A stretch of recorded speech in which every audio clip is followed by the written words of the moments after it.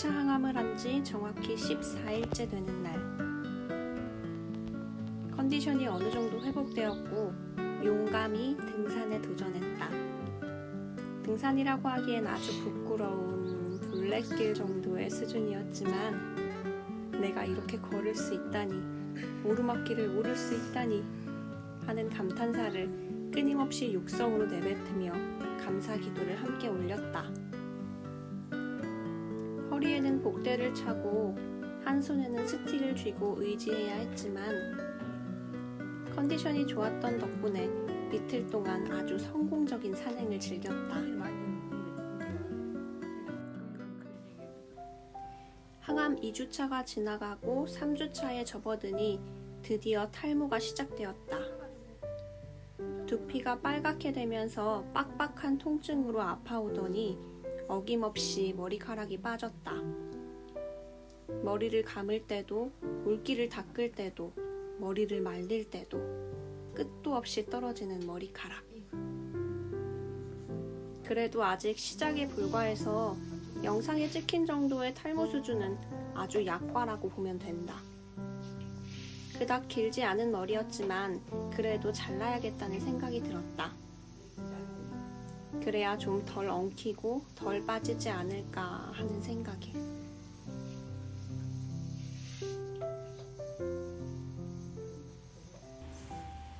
머리를 자르러 가는 날은 날씨가 참 좋았다. 봄바람도 솔솔 불고 햇살도 따사롭고 덕분에 기분도 좋고. 머리 자르기 전 모습도 영상으로 남겨둬야지.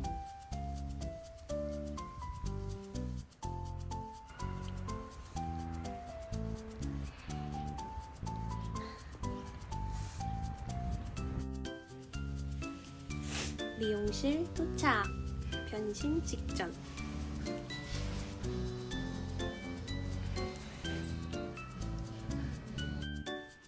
변신 완료! 어차피 다 빠질 머리카락이지만 오늘만이라도 예쁘고 즐겁자.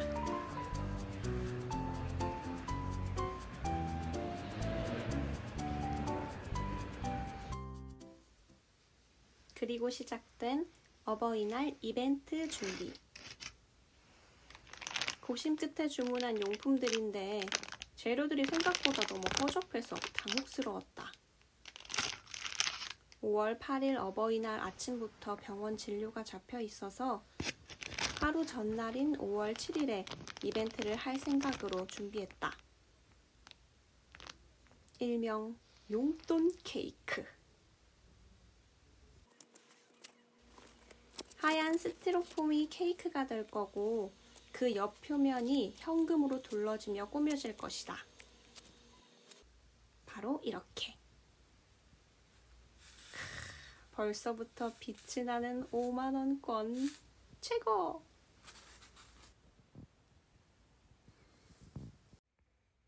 조화 꽃꽂이도 직접 해야 하는데 처음 해보는 꽃꽂이라 손이 엄청 많이 갔다. 그래도 손으로 하는 건 뭐든 자신 있는 편이라 예술혼을 불태웠다.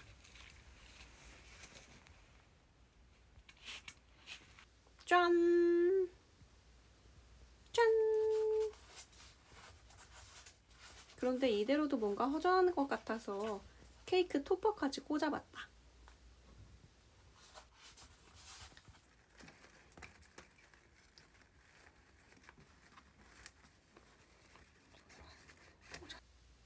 완성! 어버이날, 그동안의 세월을 존경하고 사랑합니다. 아주 흡족했다. 숨길 수 없는 금손이여.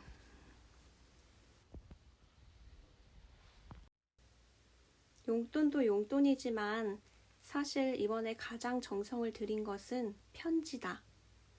아이패드에 먼저 써놓고 손편지로 옮겨 쓰는 중.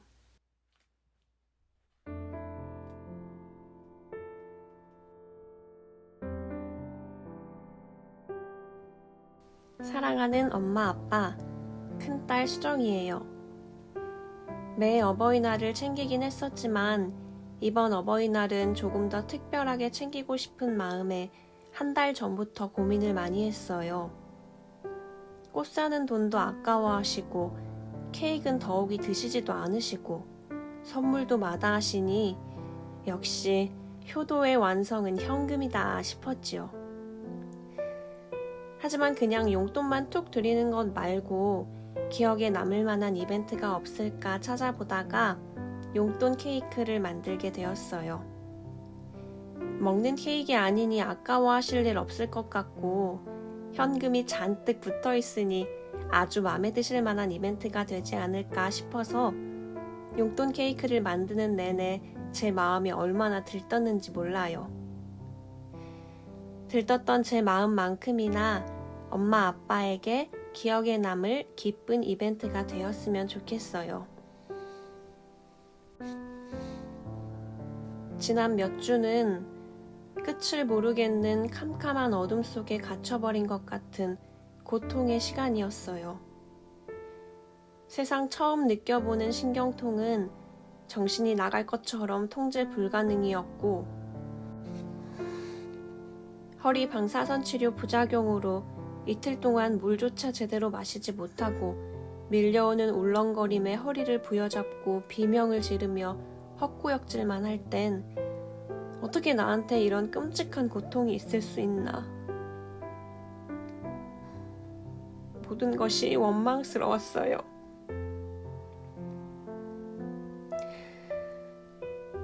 누군가의 부축 없이는 혼자 걷지도 못하고 휠체어를 타야 하는 상황이 펼쳐졌을 땐 이게 진짜 현실인가? 내가 너무 깊은 악몽을 꾸고 있는 것이 아닐까?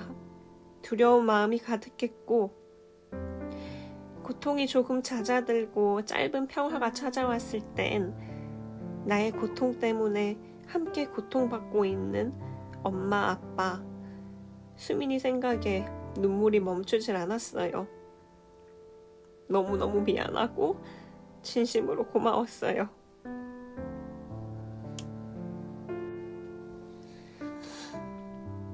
임상시험을 하면서 상황이 더 안 좋아졌으니 임상을 하지 않고 그냥 항암을 바로 들어갔으면 어땠을까 하는 생각이 당연히 들기 마련이지만 지난번에 병원에 입원했을 때 운동 삼아 종양 임상시험센터 앞을 지나치는데 제 마음이 더 이상 그곳에 대한 갈망이 없음이 느껴지더라고요. 아, 내가 해봤던 거지. 해봤으니 어떤 아쉬움도 없구나. 현재의 치료에 더 집중하자 라는 생각이 들었어요. 아마 임상의 기회가 없었더라면 저는 여전히 그 앞을 지나가며 동경의 눈빛을 보내고 왜 나에겐 임상시험이라는 행운이 주어지지 않는 걸까? 불운함을 탓했을 거예요. 할 수 있는 건 다 해본 거니까 우리 지나간 일에 대한 후회는 하지 말도록 해요. 대신 오늘 내가 할 수 있는 치료에 최선을 다해 견뎌내 볼 테니. 마약성 진통제로 통증을 조절하면서도 허리를 숙여 양치를 하거나 세수를 하는 일이 불가능한 제 상황은 누가 봐도 안타깝고 불쌍한 상황이 맞지만 그 불편함을 감수하고 저는 요즘 아주 작고 사소한 것 하나에도 감사하는 삶을 살고 있어요.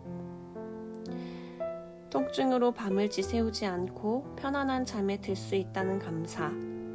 내 두 다리로 내 의지대로 걸어 다닐 수 있음에 감사.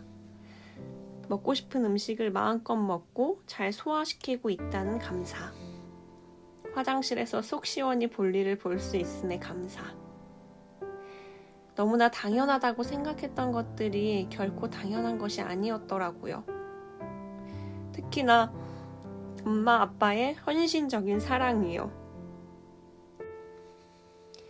제게 절망적인 상황이 닥쳐올 때마다 제 곁을 한결같이 지키며 세상 그 무엇으로도 견줄 수 없는 사랑으로 저를 돌봐주셔서 감사합니다. 그리고 나의 단 하나뿐인 동생 수민이를 낳아주신 것도 감사해요.